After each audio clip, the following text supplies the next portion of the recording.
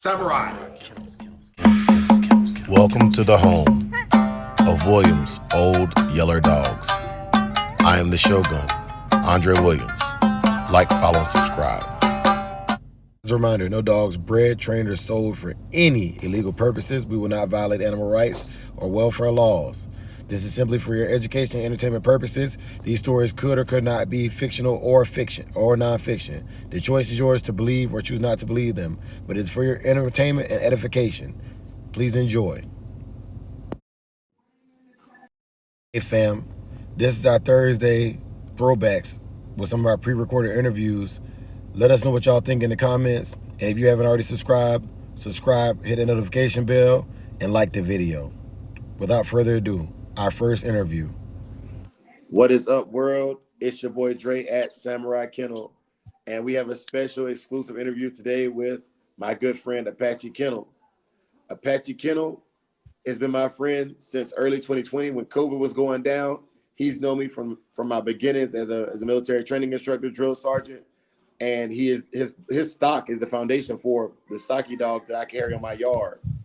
It's a privilege and an honor every time I see him, and I never leave his house without something because he's just that kind of a gracious guy. Performing the interview today is Samurai Kennels 210 Big A Impala, and I'm just going to be here as a facilitator and hosting this because I really want to get this information out there. Without further ado, I'm going to turn it over to Apache Kennels so he can introduce the dogs himself. Apache Kennels. Hey, how you doing, everybody? Yeah, this is right here. What we're looking at right here is Knucklehead, aka Cabezon. He's top side. He's a Pit Islands rascal. Bottom side, all that Woodles weird jack. And coming down here, right next door, we got his mama, Blanca. She's direct out of Mr. Woodles' yard. Tightly bred weird jack. These pups are out of Knucklehead, and bottom side, the mama, 3/4 weird jack, quarter Pit Islands rascal. Here, these little fellas. That white one is a female. Had 7 of them, five males and 2 females. The other ones, I guess you can see them right there in that kennel right there, inside that.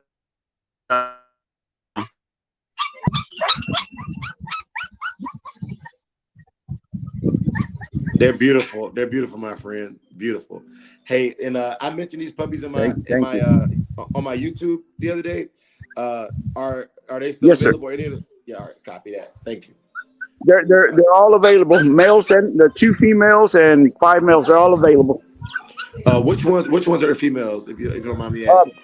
That white one's a female, and then of course you got the black. There she is, right there. That white one with the black with the white male right there. Let me get it. Let me see if I can get in here without stepping on anybody here. All right, guys. Whoa, guys, come on. They're a handful, man. That's the baby bulldogs. Big time. Can you see me, guys? I got my camera went off. Yeah, it's there we go. We're focused now. Okay. Yeah, if I'm not mistaken, yeah, here she is. This is a female right here. Oh, she's beautiful. Beautiful. It looks like with her mama. And here's the second female. This big girl right here.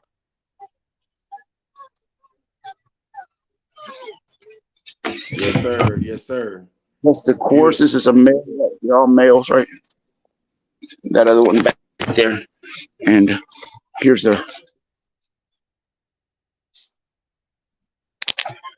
another male pup.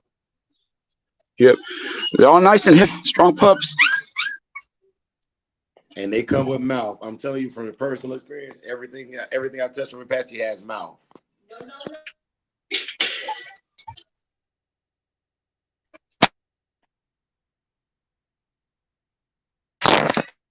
Got good mouth. Also got good mouth on him. Solid.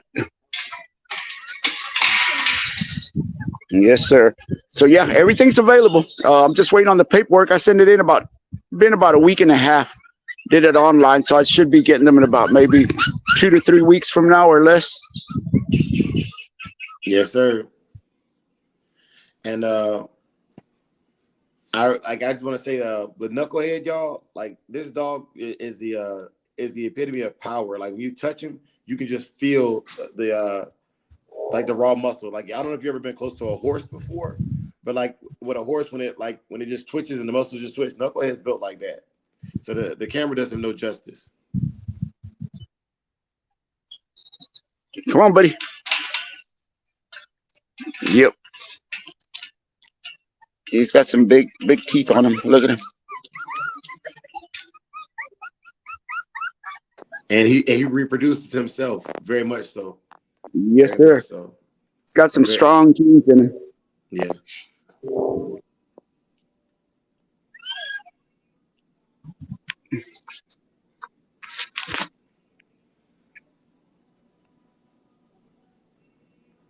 Yes, sir. So now y'all seen the dogs, and we're gonna introduce you to the man behind the dogs. I'm gonna have my partner Big A actually run and perform an interview with Apache, and I want to give him a little bit more of an intro as well. Big A has been rocking with me since early 2021. He's put in some work and actually was responsible for saving the lives of my dogs when I was out of town from a kennel accident. Also, while we're talking about kennel accidents, I do want to put our disclaimer out there. No dogs are bred, sold, or raised for any illegal purposes. Any of that information that you hear today is purely historic for educational purposes or fictional for your entertainment. This is a channel about entertainment, and we will also want to educate you on some of the stories that can help elaborate upon the history of the American Pit Bull Terrier. At this time, I'm going to turn the interview over to my brother Big A so we can get rocking with these questions. Hey. Nice. Hey, how's it going? I'm all right, man. It's an honor and a pleasure, man. Honor and a pleasure. How you doing today? I'm doing good, brother. Doing good. Thank you. Yes, sir. Yes, sir. So, I really want to know, or what everybody else wants to know, is a little bit about your background and where are you from? Yeah. Basically, more or less when I got into the dogs and what lines I was running before these lines here. Basically, I got into them. It was around.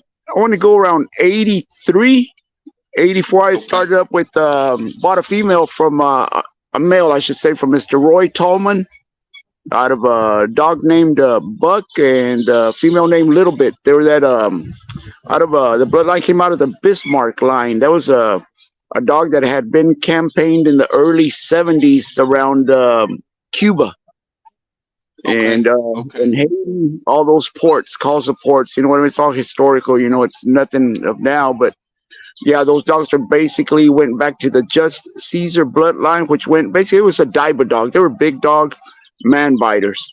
Basically, they just wanted to tear everything in sight. And did you have any dogs prior to that? Did you have any dogs prior to that? Any other breeds? No, prior to that, I had nothing but dogs that were given to me, just mutts. That was it. Nothing really any purebreds. These were actually the first purebred dogs that I've ever owned, and I stuck to them. Different situations called me to get rid of them, and I'd be back in them. But those dogs were good. I went ahead. That male dog I had, I didn't have any connection, so we just like roll crazy, looked at him a bunch of times, but he was a hard hitter. He was a catch weight dog, 55 pounds. Yeah, gotcha. A lot of mouth in him, a lot of gas in him. Yeah. So when you got your first purebred dog, then from then on, after that dog, I stayed within that line. Then hooked up with these other people that were running that same line, but they were crossing it over with. They call that Gonzalez Bull line, not the Patrick stuff, but another Gonzalez Bull, which is out of a Sinkles TH, Jackson Bo Cephas line, ran all into that Carver line, Ironhead bloodline. Yeah, when you got your first purebred dog, what was the difference that you noticed versus the mutts that you had prior to? Oh man, it was just the like Andre says, just the power behind it. It's just like trying to hold onto a Mack truck. You know what I mean? They just drag you everywhere. And and also the just the intensity of being what's they just always on the go, athletic, just at a drop of a hat, man. They just be good to go. 1 in the morning, Yeah, 2 in the morning, man, they just be full of energy. It wouldn't matter what yeah, time of day. yeah. And right. That's when you really found your place, huh? Yes, sir. Yes, sir. Right then and there. They said, this is what I've been looking for. Yeah, yeah, I got you. So, you said you started back in 1983. Yes, sir. Okay. So, when did you actually get real serious with it after the fact? After You the know, that fact, was your it was in 94. Like 10 years later, I went ahead and ordered a dog from Mr. Kimsey Woods out of uh-huh. Georgia. It was a dog out of Woods Superman 2 and Woods Hershey. It was top side snooty, bottom side had a lot of that went back to that Midnight Cowboy through Hands Happy Jack and all that line right there.